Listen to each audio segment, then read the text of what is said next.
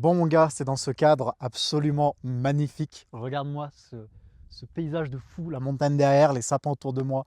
Là derrière toi, il y a une autre montagne qui a quasiment 2800 mètres. Bon, je viens pas de te faire ça à vue d'œil, hein, je connais, je suis un peu en partie d'ici, donc je connais un peu. C'est dans ce cadre absolument incroyable que je vais te faire une vidéo au sujet de la force qu'engendre ton diabète de type 1, parce que on dit beaucoup toutes les merdes que le diabète nous apporte. On dit beaucoup, on les pointe du doigt, toutes ces choses-là, ces contraintes. Donc par exemple, euh, le fait que ton diabète prenne trop de place au sein de ton couple, il te baisse ton sommeil, il te force à avoir une alimentation très stricte, euh, il te nique tes entraînements, tes relations sociales, ton taf, peu importe. On dit beaucoup que le diabète apporte toutes ces contraintes. Ça, c'est ce qu'on pointe du doigt et c'est la vérité, c'est réel. C'est à toi de voir aussi ce que tu choisis de regarder, mais c'est la vérité. Et moi-même, je suis atteint, peut-être que c'est ton cas, moi-même, je suis atteint par le diabète de type 1 et ses conséquences ou ses contraintes, comme tu veux. Quoique conséquences, c'est peut-être pas la même chose, mais on va dire donc du coup ses contraintes. Moi-même, elles me touchent. Par exemple, il n'y a pas si longtemps que ça, j'ai fini pot en pleine séance d'entraînement. Ça m'a niqué. Mais encore heureux, j'avais fait mes sets de force juste avant. Mais voilà, même là, tu vois, je suis en montagne. Il n'y a pas si longtemps que ça aussi, où j'étais grimpé, j'étais monté à euh, la tête de la Fréma, pardon, 3150 mètres à peu près. Et pareil, je me suis tapé une hypo des enfers à la fin de l'ascension. Ça m'a cassé en deux et je m'en serais bien passé. Mais c'est pas ça que je veux voir. Là, je te pointe du doigt, enfin, je te pointe du doigt, je te cite ce que toi, tu pointes très certainement du doigt. C'est pas ça que je veux te dire. Dans cette vidéo, ce que je veux t'expliquer sincèrement, c'est que ton diabète peut t'apporter une force que les autres ne peuvent pas connaître. Je vais te sortir un exemple. Il n'y a pas si longtemps que ça à la salle, il y a un mec, d'ailleurs ça m'arrive souvent à la salle, mais même en montagne, il y a un mec qui m'a dit respect à toi, donc un mec que je connais bien, respect à toi parce que franchement, tout ce que tu fais à la salle, je ne sais pas comment tu fais avec un diabète de type 1, donc respect à toi. Il y a peut-être plusieurs années, j'allais dire plusieurs mois, mais non, peut-être plusieurs années, peut-être 2-3 ans, on m'avait dit sur Instagram, un gars que je suis, dont j'adore le contenu parce que c'est un peu un baroudeur, tu vois, il vagabonde en montagne, j'aime trop son contenu. Et une fois, donc, on se suivait mutuellement.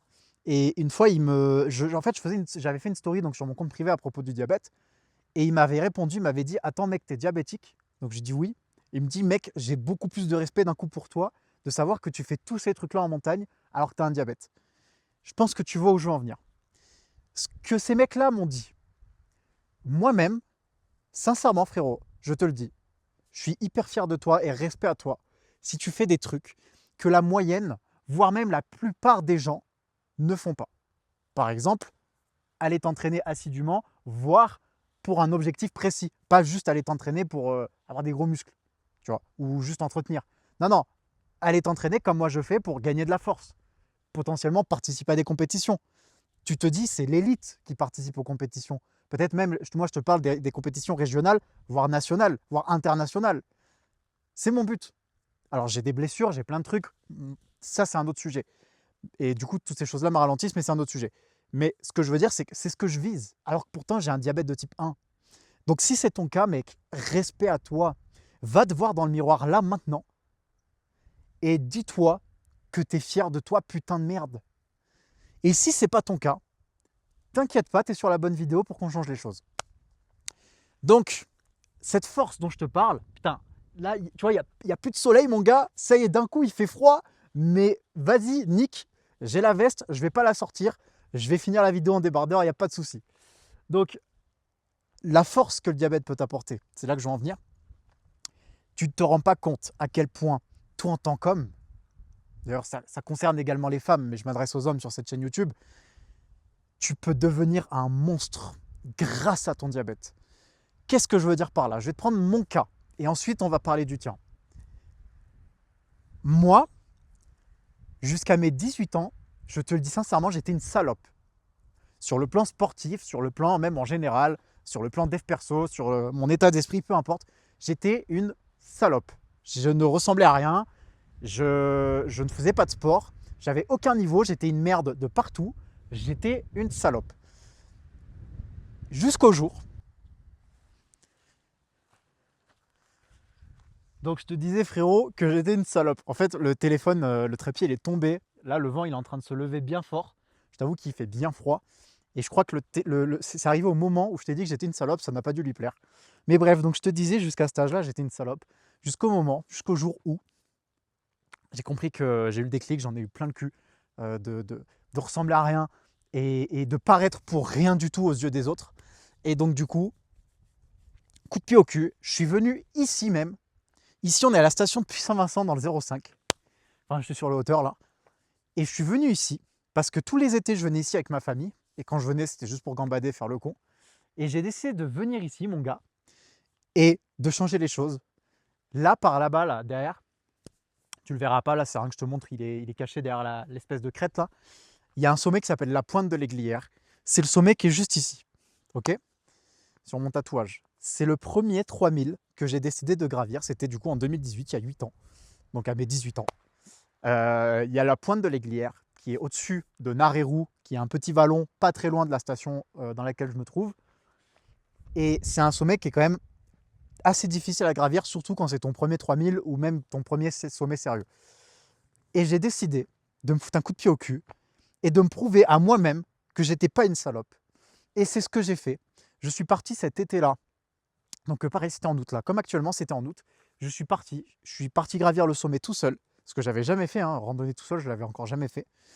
Et je me suis pris une prune dans la gueule. Je n'ai pas réussi à atteindre le sommet parce que c'était trop compliqué. Le pierrier, il était un peu dégueulasse. Tu vois, il était un peu trop raide pour moi. Et à ce moment-là, j'avais pas énormément d'expérience et de niveau en montagne. Bref, tout ça pour dire que 2 ans plus tard, en 2020, j'ai réussi son ascension, j'ai réussi le sommet. À ce moment-là, là, je fais un bond dans le temps, mais donc là, on est en 2018 quand je te raconte pour les glières. Ensuite, 2020, je réussis le sommet. Et ensuite, bon, dans le temps, fin 2022, ça faisait un moment que j'allais à la salle, mais là, je décide d'y aller sérieusement pour avoir enfin un physique. Parce que j'y allais depuis quelques années et je n'avais aucun physique. Toujours un bide, toujours incapable de faire des tractions, toujours une énorme merde dans ce domaine-là. Et à un moment donné, je suis désolé, mais il n'y a pas que la montagne. C'est-à-dire que j'ai énormément de respect pour les mecs qui grimpent, les mecs qui font du trail, les mecs qui font de la course à pied, peu importe. Mais moi, personnellement, avoir leur physique ne m'intéresse pas. Voilà, je te le dis sincèrement, avec tout le respect que j'ai pour eux. Avoir un physique de ficello, ça n'est pas pour moi. Et donc, je me suis dit, tu vas continuer la montagne l'été parce que tu adores ça, parce que c'est devenu une passion aujourd'hui. La preuve, comme tu le peux le voir, j'y suis encore. Et je t'invite à y aller d'ailleurs. C'est pas juste une question de passion, je t'invite vraiment à venir en montagne pour ton putain de bien-être mental et physique. Bref. Et donc, je ne veux pas d'un physique comme ça, donc je décide de me mettre enfin sérieusement à la musculation et principalement au poids de corps. Donc en fait, j'attaque un peu le street workout à ce moment-là. Je m'entraîne beaucoup dans les parcs à street et j'explose niveau physique. J'ai enfin quelque chose qui ressemble à ce que j'ai là actuellement du coup, parce que je t'avoue que depuis 2-3 ans, je n'ai pas forcément pris en masse musculaire. Par contre, j'ai pris en force. Et donc ensuite, à la suite de ça, les années qui ont suivi, j'ai décidé de débloquer des figures, de faire un peu de la calisthénie, tu vois. Et là aujourd'hui, du street lifting. Bref, mise à aparté, je viens de t'expliquer moi ce qui s'est passé. Pourquoi aujourd'hui, c'est ce qui me rend fort et pourquoi on va en arriver à toi. Aujourd'hui, le diabète me rend extrêmement fort parce que je fais des sports, l'alpinisme et la force athlétique, qui ne sont pas donnés à tout le monde, ou du moins qui sont très durs à atteindre. Quand je dis que c'est pas donné à tout le monde, c'est pas vrai. Pour moi, tout le monde peut réussir à atteindre ces trucs-là, mais en se donnant sa grand-mère, en donnant tout ce qu'il a et en n'hésitant pas à faire des sacrifices. Je regarde par là-bas parce qu'il me semble qu'il y a une putain de marmotte. En n'hésitant pas à faire des putains de sacrifices de zinzin, mec. Ça se joue de partout. Quand tu fais de la force athlétique, par exemple, ça se joue au milligramme près de nourriture, même si en vrai, moi personnellement, je ne me prends pas trop la tête non plus, mais ça se joue à ce que tu as dans ton assiette, à ton sommeil principalement, et ça c'est ce qui me fait un peu défaut en ce moment, aux blessures, à ta charge d'entraînement, et ainsi de suite. Au fait que tu prennes des vacances ou non, parce que tu vois, quand tu veux faire de la compétition en street lifting, tu peux pas prendre 2 semaines comme ça et revenir et tranquille. Une semaine, je veux bien, mais 2 semaines, en tout cas, pour moi, ça me paraît beaucoup. Peut-être que d'autres me diront le contraire et j'accepte le débat. Bref, en tout cas, j'en reviens au diabète. Ça te rend tellement fort de faire quelque chose qui paraît inaccessible avec une maladie qui est censée te pousser dans l'autre sens. C'est-à-dire que toi, mettons ton objectif, il est là. Toi, tu es là. C'est hyper dur d'arriver jusqu'à ton objectif en tant qu'être humain normal, qui n'a pas une maladie. Mais en plus, ce qu'il faut que tu vois, c'est que le diabète de type 1, et c'est la vérité, alors je vais t'expliquer comment il te rend fort, mais de base, le diabète de type 1, si tu le laisses faire, si tu le gères mal, si tu le subis, parce que c'est une maladie. De base, un être humain, quand il chope une maladie, il la subit. Je te rends l'exemple de la grippe. Si tu es dans ce cas-là, ton objectif, il est toujours là. Hein. Mais toi, par contre, ton diabète, imagine qu'il est par là, et en fait, il te tire vers le bas. Donc toi, tu es là avec ton objectif, et tu ne fais que descendre. Et en fait, ça te paraît hyper inatteignable. Enfin, même inatteignable tout court. J'étais pas obligé d'ajouter un hyper, mais tu as compris ce que je veux dire. Donc, déjà, quand en com, tu es obligé de faire beaucoup de choses, d'aligner beaucoup de choses et de faire énormément d'efforts pour atteindre un objectif comme celui-ci, et l'alpinisme, c'est la même chose. Mais alors, en tant que diabétique, en tant qu'homme diabétique, imagine si en plus tu as un boulet au pied. Donc, je vais te faire la métaphore avec la montagne, mais tu veux grimper un sommet à 4000 mètres. Ce que j'ai déjà fait. Ce que je fais d'ailleurs régulièrement. Alors 4000, non, ce n'est pas une altitude où je vais très souvent, mais en tout cas, l'alpinisme, c'est quelque chose que je fais tous les étés. Tu veux gravir un sommet à 4000 mètres ou un sommet à 3005, peu importe, tu veux faire de l'alpi. Imagine que tu montes, comme je te l'ai dit juste avant, avec un boulet au pied qui s'appelle DT1, qui s'appelle diabète. Tu vois? C'est-à-dire que les autres mecs qui montent, quand moi je suis en alpinisme, quand je dors dans un refuge et que le lendemain je me lève à 4 heures du mat pour partir en chaussant les crampons sur le glacier et que je vois le lever du soleil à 6h30, 7h, peut-être 6h30 si je ne dis pas de bêtises, quand c'est juin-juillet, et que tous les autres mecs marchent devant moi ou à côté de moi ou derrière moi. Ils n'ont pas un diabète à traîner. Ils n'ont pas ça sur le bras, mon gars. Toi, tu as ça. Pourquoi ça te rend plus fort? Je vais te faire une autre métaphore. Enfin, c'est même pas une métaphore, c'est un exemple. Là, pour le coup, c'est vraiment un exemple. Mets-toi à côté d'un mec, ok, qui a à peu près, tu vois son physique, tu vois qu'il a à peu près ton physique, ok. Tu te mets à côté de lui, tu lui dis, mec, on fait tous les deux 10 pompes ou tous les deux 10 tractions. D'ailleurs, petit aparté, juste, je reviens à moi, sache qu'il y a encore 3 ans, j'étais incapable de faire une seule traction à vide. C'est pour te dire d'où je pars. Bref, donc je reviens à ça. Imagine donc que tu es avec quelqu'un, un mec qui a à peu près ton physique, tu te poses avec lui et tu lui dis on fait 10 tractions chacun. Ok? Faites les 10 tractions. Alors, à condition que vous ayez une forme à peu près similaire. Hein. Qu'il n'y en ait pas un qui fasse des tractions de danseuse et l'autre qui fasse des tractions hyper strictes. Voire avec un laisse, tu vois. Non, non, vraiment les mêmes tractions à vide. Ok? Vous faites les 10 reps chacun. À ton avis, qui est le plus fort d'entre vous? C'est toi, mec. Parce que toi, contrairement à lui, tu as ça. Et je ne te parle pas de l'Est. Tu es diabétique. Donc, à force égale, je veux que tu comprennes qu'à force égale, tu es plus fort que ton adversaire ou qu'autrui ou que ton prochain, peu importe, voilà comme tu veux. Tu es plus fort. Par contre, si lui, il fait une 11e rep que toi, tu ne peux pas faire, que tu sois diabétique ou non, il est plus fort que toi. Le résultat est au-dessus. Mais à résultat égal, tu es plus fort. Parce qu'en tant que diabétique, pour atteindre 10 tractions, c'est évidemment plus dur, et encore ça va, c'est pas la lune que je te demande quand je te dis ça, mais c'est évidemment plus dur qu'un non-diabétique. Parce que le non-diabétique, quand il va vouloir faire ses 10 premières tractions, quand il va vouloir réussir une série parfaite de 10 reps de traction, il ne va pas avoir des glycémies qui fluctuent, il ne va pas avoir des hypos, des hyper qui le ralentissent, il ne va pas avoir des nuits de sommeil niquées à cause du diabète, il ne va pas avoir, je sais pas, des problèmes, j'allais dire mentaux, pas vraiment mentaux, mais des problèmes en fait qui bouffent le moral, tu vois. En tout cas, à cause du diabète. Alors, il a peut-être ses problèmes, il a peut-être des trucs que toi, tu n'as pas. Mais là, je te parle en tout cas, en tant qu'être humain, un qui est non malade et un qui est diabétique.